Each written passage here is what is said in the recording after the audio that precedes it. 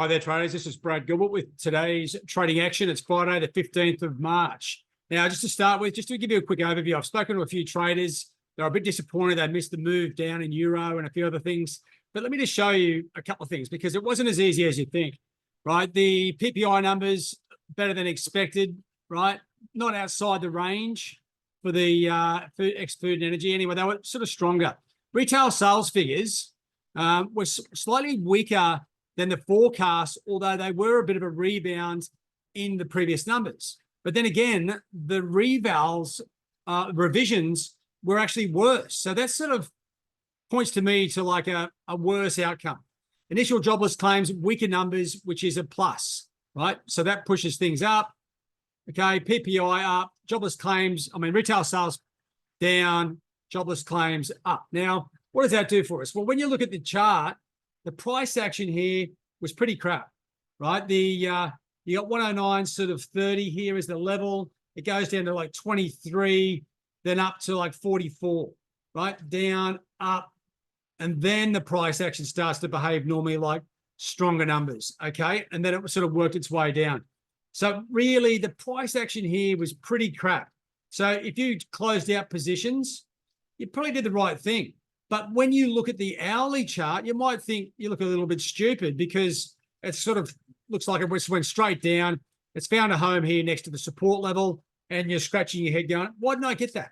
Well, really, the price action, if you were watching it, was probably right to close it out. Now, when you have situations like this, you have a plan, right? The plan might be, if I get stronger numbers and that filters through to the market, I'm going to get short below the trend line, right? 12 or 13 points below. I can just show you the price action. You would have been fine, safe. You get into the trade and it goes down. Now, on that, right, that's the plan, right, to sell below the trend line. If the price action starts going up and doing all weird things, it would be smart to just cancel that opportunity. Then sure, it doesn't, because you just see the variable price action. Then when it moves down and then it comes down here and you're thinking, oh, I should have just left it there. It's easy in hindsight. Have a plan before the release.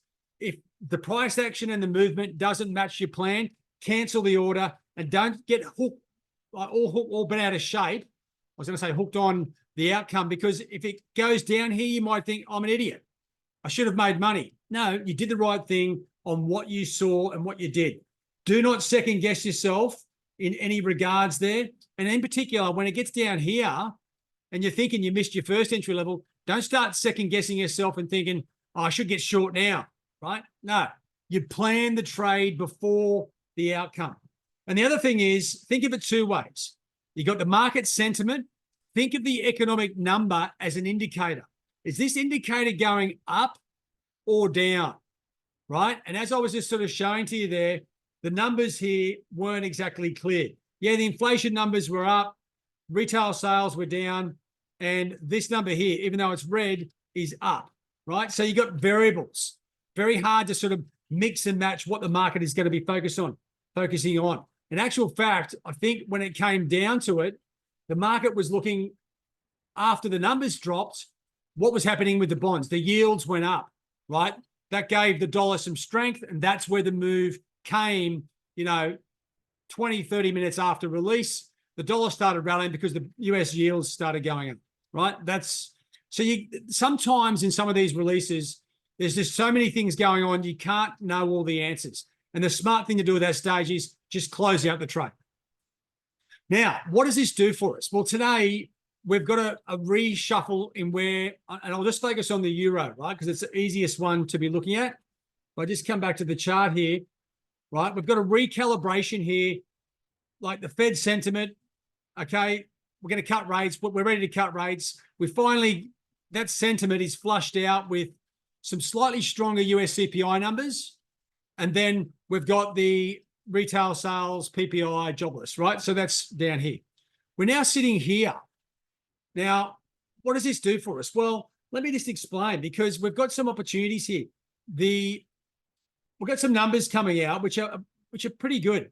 Industrial production numbers in particular, and the Michigan consumer sentiment numbers. I like these two. They've got good historical backbone. Now, there's two releases. One could go up, one could go down. That confuses things. But if they're both strong or if they're both weak, we get a clear move. But you don't have to second guess this. The current sentiment in euro, right? We've seen a flush out of long euro positions. It is sitting here now, will not move before, I wouldn't think, before the next US numbers. We have an entry level here on the downside.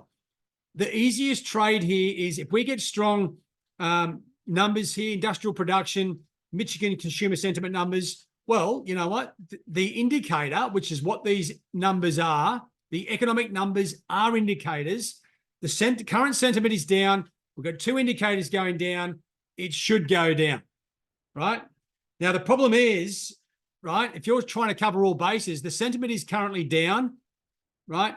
If one's up, one's down, you're going to get a little bit of this going on, right? And that's not good for trading.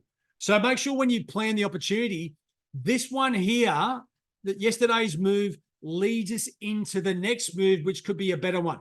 Now, what I'm talking about is if we get really weak numbers, right? And I've got the new squawk over here. So if I look at this and I go, okay, well, what do we need to get this thing sort of really moving? Industrial production numbers, the expectation is actually 0. The range -1 to +0.3. You want to be, okay, strong numbers would be good. It's the easiest trade. Above 0.3 would be the number there. The prelim numbers here for the Michigan consumer sentiment numbers, the range 75, prelim March. What have we got there? Okay, well, there's two variables there. So we've got a couple of different numbers. But once again, we need stronger numbers. Consumer sentiment, I think it's going to be, it's a weird one, right? Because like across the globe, consumer sentiment has been very weak, but things were good at the start of January in the US. I don't know where that number is going to land, but you want to make sure these two things hit. The other third number, which is there or thereabouts, is the Fed manufacturing PMI, right? So just keep an eye on that as well. But really, industrial production numbers and the Michigan consumer sentiment numbers, the key to it. And all you're looking to do is match up what's happening in the market with the numbers, right? To me, right now, on the back of that move, we've got more euro positions to be flushed out here. If we get really strong US numbers, that's your easy trade, right? In saying that, if these numbers come out, all of them come out weak, well, we're probably just going to see a slight correction of yesterday's move, and we're back to 109.20, right? That's it. They're your outcomes. Pick your plan. As I said, the no-brainer is going with current sentiment, and that is we've got a trend line to get in. Strong US numbers is down. Now, if we don't get that outcome, walk away from the market and just let it do its thing. Don't get frustrated. Don't let performance anxiety sneak into under the hood, because that will start messing you around. You'll start trading different instruments at different levels just for the hell of it, right? That's it. Okay. Now, to try and clarify the sentiment after the numbers, what you can do is, I'm on the right screen here. I think I am. Let me get the pen up. You can have a look at the yields, right? If the yields start going up, euro's going to go down.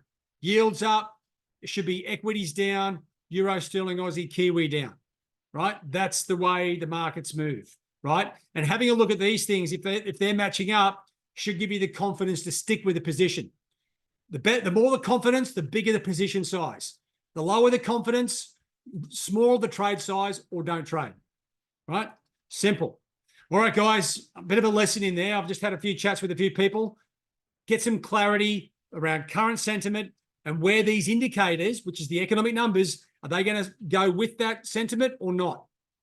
Piece together the trades, plan them before the release, not afterwards. Place the trades in the market and let it work.